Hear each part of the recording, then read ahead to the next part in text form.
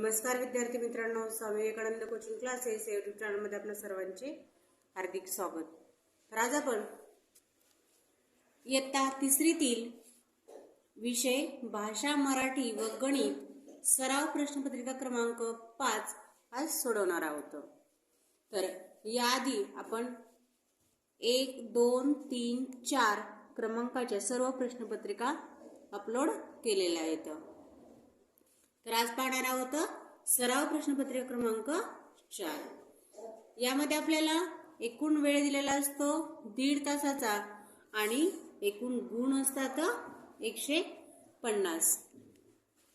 तर यामध्ये आपल्याला विभाग पहिला दिलेला आहे मराठी। तर यावर आपल्याला प्रश्न पहिला व दुसरा खालील उतारा काळजीपूर्वक वाचून त्या खालील प्रश्नांची उत्तरांचे पर्याय क्रमांक शोधा। तर आपल्याला हा उतारा दिला जातो आणि या उतार्यावर प्रश्न 1 व 2 प्रश्न विचारले जातात। नेमके हे प्रश्न काय आहेत ते उतारा वाचण्यापूर्वी समजून घ्यावेत। तर नेमके प्रश्न काय आहेत ते आधी आपण समजून घेऊयात। प्रश्न पहिला आहे, कोणती पुस्तके त्रासलेल्या मनाला समाधान देतात? कोणती पुस्तके जर आपण वाचन केले तर आपले जे मन त्रासलेलं आहे त्याला समाधान देतात, ते आपल्याला यातून उत्तरातून शोधायचं आहे। आणि दुसरा आहे, पुस्तकाचे आयुष्य कशावर अवलंबून असते? तर पुस्तकाचे आयुष्य हे कशावर अवलंबून असते ते आपल्याला त्यातून शोधायचं आहे। तर जिथे जिथे आपल्याला ते दिसणार आहे ते आपल्याला टिक करून घ्यायचंय। तर उतारा आपण वाचायला सुरुवात करूयात। पुस्तकांचे पुष्कळ प्रकार असतात। काही पुस्तके अल्पायुषी असतात तर काही दीर्घायुषी असतात। त्यांचे आयुष्य त्यांच्या विचारावर अवलंबून असते। विचार जितके स्थायी तितकी पुस्तके स्थायी। वर्तमानपत्राचे आयुष्य एक दिवस, सकाळी उत्साहाने व आतुरतेने आपण ते वाचतो पण त्याचे पारायण करत नाही। मासिकाचे आयुष्य 1 महिना, परंतु काही पुस्तकांचे सदा सर्व काळ बहुमोल असून तप्त मनाला समाधान देतात। माणसांच्या सेवेस नित्य तयार असलेली पुस्तके हेच माणसांचे खरे मित्र, कारण ते काही हातचे राखून ठेवत नाहीत व माणसाला फसवत नाहीत। म्हणून ज्या पुस्तकातील विचार चिरकाल टिकणारे असतात तीच पुस्तके चिरंजीव होतात। ज्या पुस्तकातील विचार चिरकाल टिकणारे असतात तीच पुस्तके चिरंजीव असतात। अशी पुस्तके त्रासलेल्या मनाला समाधान देतात। या प्रकारचीच पुस्तके त्रासलेल्या मनाला समाधान देतात, म्हणून पुस्तकासारखा मित्र नाही असे म्हणतात। तर आपल्याला पहिल्या प्रश्नाचं उत्तर इथं सापडलेलं आहे। कोणती पुस्तके त्रासलेल्या मनाला समाधान देतात? तर ज्या पुस्तकातील विचार चिरकाल टिकणारे असतात अशी पुस्तकेच मनाला त्रासलेल्या मनाला समाधान देतात, म्हणून याचं उत्तर आहे 2। प्रश्न दुसरा आहे, पुस्तकाचे आयुष्य कशावर अवलंबून असते? तर पुस्तकाचे आयुष्य हे पुस्तकातील विचारांवर अवलंबून असते, म्हणजे उत्तर येणारे पर्याय 3। अशा प्रकारे आपल्याला उतार्यावर हे 2 काळजीपूर्वक प्रश्नाची उत्तरं द्यायची आहेत। तर पुढचा प्रश्न पण त्याच प्रकारचा आहे। इथे आपल्याला उतारा दिला जातो तर इथं आपल्याला कविता दिलेली असते। तर इथं प्रश्न 3 व 4 खालील कविता वाचून त्या खाली विचारलेल्या प्रश्नांची उत्तरे पर्यायातून शोधा। वरील प्रमाणेच आपल्याला या कवितेवरील आधी प्रश्न समजून घ्यायचे आहेत। नेमके प्रश्न काय विचारलेले आहेत? प्रश्न तिसरा विचारलेला आहे, यावर आपल्याला खालीलपैकी कोणता पदार्थ तांदळापासून तयार करत नाहीत? तांदळापासून जो पदार्थ तयार करत नाहीत तो आपल्याला यातून शोधायचा आहे। आणि चौथा प्रश्न आहे, तांदळाची लावणी कोणत्या ऋतूमध्ये करतात? तर तांदळाची लावणी यातून आपल्याला कोणत्या ऋतूत करतात ते शोधायचं आहे। तयार केलेली रोपे भाजलेल्या खाचरात लावतात. भरपूर पाणी लागते भाताला म्हणून पावसाळ्यात लावणी करतात. जोडून काढतात साळ, साळ भरडली की तांदूळ निघतात. पिष्टमय थंड गुणाचा भात रोज असतोच जेवणात. बऱ्याच आहेत जाती तांदळाच्या, तांदळाचा भात आणि पुलाव करतात. तांदळाचा भात आणि पुलाव करतात. खीर, अनारसे, मोदक आणि तांदळाची इडली असेही करतात. तर तांदळापासून आपल्याला भात, पुलाव, खीर, अनारसे, मोदक, तांदळाची इडली बनली जाते. तर तांदळापासून कोणता पदार्थ बनला जात नाही? तर इडली तरी तांदळापासून बनते. अनारसे तांदळापासून बनतात. खीर तांदळापासून बनते, परंतु जिलेबी ही तांदळापासून बनत नाही. म्हणून याचं उत्तर येणार आहे पर्याय 4. प्रश्न 4. तांदळाची लावणी कोणत्या ऋतूत करतात? तर तांदळाची लावणी ही पावसाळ्यात करतात. म्हणून उत्तर येणार आहे पर्याय 2. प्रश्न 5. खूप दिवसांनी मनोहर मुंबईला गेला. या वाक्यात नामांची संख्या किती? तर इथे आपल्याला नाम ओळखायचे. तर याच्यामध्ये आपल्याला दिवस, मनोहर, मुंबई हे नाम आहेत. याच्यामध्ये नाम आहेत 1, 2 आणि 3. म्हणून याचं उत्तर येणार आहे नामांची संख्या आहे 3, पर्याय क्रमांक 4. प्रश्न 6. पुढीलपैकी अनेक वचनी शब्द कोणता? तर याच्यामध्ये आपल्याला अनेक वचनी शब्द शोधायचा आहे. तर यामध्ये चिकू, आंबा, चिंच आणि बोर हे आपल्याला पर्याय दिलेले आहेत. तर यामधील चिकू हा अनेक वचन शब्द आहे, पर्याय क्रमांक 1. तर आंबा, चिंच आणि बोर हे एकवचनी शब्द आहे. म्हणून याचं उत्तर येणार आहे 6 पर्याय 1. प्रश्न क्रमांक 7. खालील पर्यायातून शुद्ध शब्द ओळखा. तर यामधून आपल्याला शुद्ध शब्द ओळखायचे आहेत.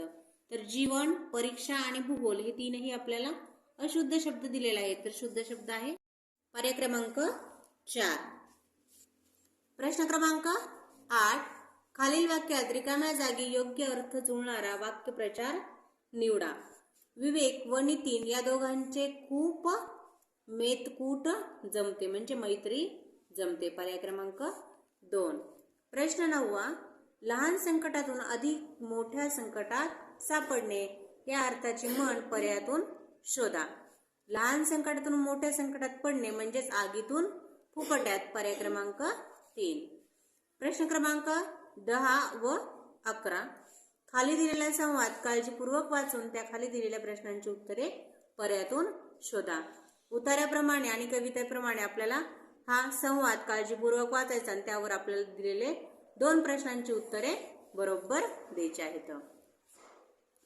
तर यामध्ये 10वा प्रश्न दिलेला आहे, हा संवाद किती जणात घडलेला आहे, म्हणजे या संवादामध्ये किती जण बोलत आहेत आणि या संवादामध्ये आपला राष्ट्रीय पक्षी कोण दिलेला आहे. म्हणजे राष्ट्रीय पक्षी हा एकच असतो, पण याच्यामध्ये पण आपल्याला तो दिलेला असणार आहे. तर संवाद आहे आजोबा, ह्या प्राणी संग्रहालयात नाव काय? आजोबा एक आहेत.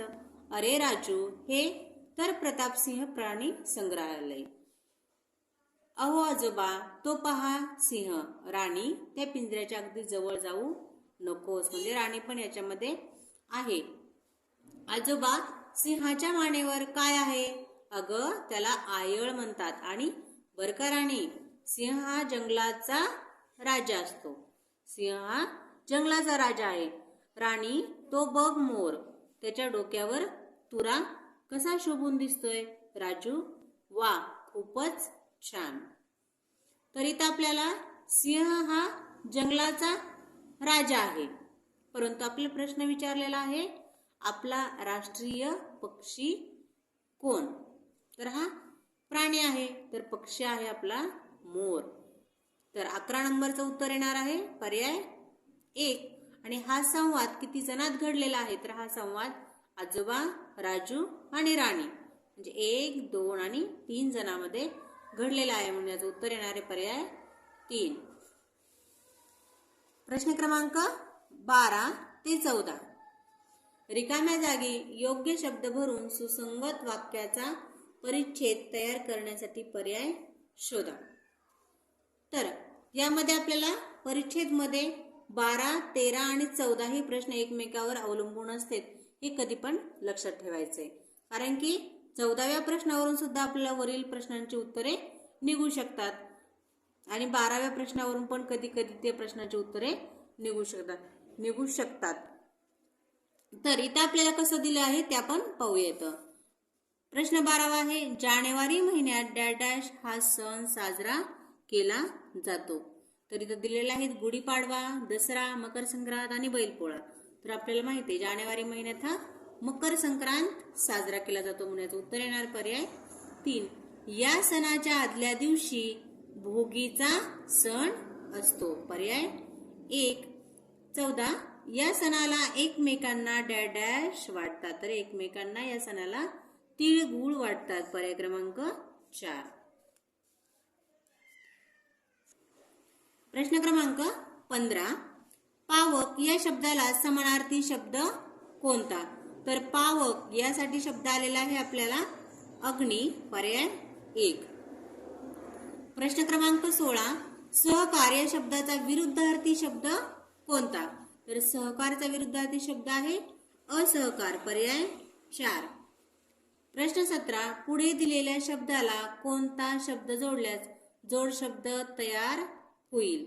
तर जाळ दिलेला आहे, जाळचा जोड शब्द आहे जाळ पोळ. पर्याय क्रमांक 3. प्रश्न क्रमांक 18.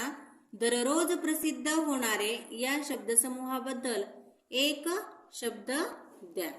तर दररोज प्रसिद्ध होणारे असतात दैनिक, मासिक हे महिन्याला प्रसिद्ध होतं, वार्षिक हे वर्षाला, पाक्षिक हे 15 दिवसाला. हे पण विद्यार्थ्यांनी लक्षात ठेवायचे. तर याचं उत्तर येणार आपल्याला दररोज प्रसिद्ध होणारे दैनिक. पर्याय 4. प्रश्न क्रमांक 19. खाली शब्दसमूह व त्याचा अर्थ अशा जोड्या दिल्या आहेत, त्यापैकी अयोग्य जोडी कोणती? पर्याय 1 दिला आहे नृत्य करणारा नर्तक. ही जोडी बरोबर आहे. दुसरा आहे देवाची पूजा करणारा पुजारी असतो. तिसरा आहे कीर्तन करणारा कीर्तनकार असतो. चौथा आहे शिल्प तयार करणारा हा शिल्पकार असतो, पण त्यांनी दिले आपल्याला चित्रकार. म्हणजे ही जोडी आपल्याला अयोग्य आहे म्हणून याचं उत्तर येणार पर्याय 4. प्रश्न 20. जशी पंखांची फडफड तशी पानांची काय? तर पानांची असते सळसळ. पर्याय क्रमांक 3. प्रश्न क्रमांक 21. घुबड राहते ती जागा म्हणजे ढोली. पर्याय क्रमांक 2. प्रश्न 22. समर या शब्दातील पहिल्या 2 अक्षरी शब्दांच्या विरुद्धार्थी शब्द शोधा. पहिल्या 2 म्हणजे स आणि म. सम या शब्दाचा विरुद्धार्थी शब्द आहे, समचा विरुद्धार्थी आहे विषम. पर्याय क्रमांक 2. प्रश्न क्रमांक 23. खालील शब्द वर्णानुक्रमे लावल्यास तिसऱ्या क्रमांकावर येणारा शब्द कोणता? तर शब्द दिलेले आहेत आपल्याला सदरा, टोपी, हातमोजे आणि कानटोपी. तर याला आपल्याला वर्णानुक्रमे लावायचे आहेत, म्हणजेच आपल्याला मराठी मुळाक्षरेनुसार आपल्याला यांचा क्रम लावायचा आहे. तर सगळ्यात आधी येणार आहे कानटोपी, नंतर येणार आहे टोपी. आता याच्यामध्ये आपल्याला आधी येणार आहे सदरा, कारण स, ह आणि ळ. सच्या नंतर ह येते म्हणजे हातमोजा हा नंतर येणार आहे. अशा प्रकारे आपल्याला क्रम लावायचा आहे. तर विचारलं आपल्याला तिसऱ्या क्रमांकावर. पहिला आहे कानटोपी, दुसरा आहे टोपी आणि तिसरा आहे सदरा म्हणून याचं उत्तर येणार आहे सदरा. पर्याय क्रमांक 4. प्रश्न क्रमांक 24. खालील वाक्यात अधोरेखित केलेल्या शब्दाचा अर्थ ओळखा. वाक्य दिलेलं आहे थंडीमध्ये उभ्या राहिलेल्या पशुपक्ष्यांची काया थरथरत होती. तर काया म्हणजेच शरीर. पर्याय क्रमांक 2. प्रश्न 25.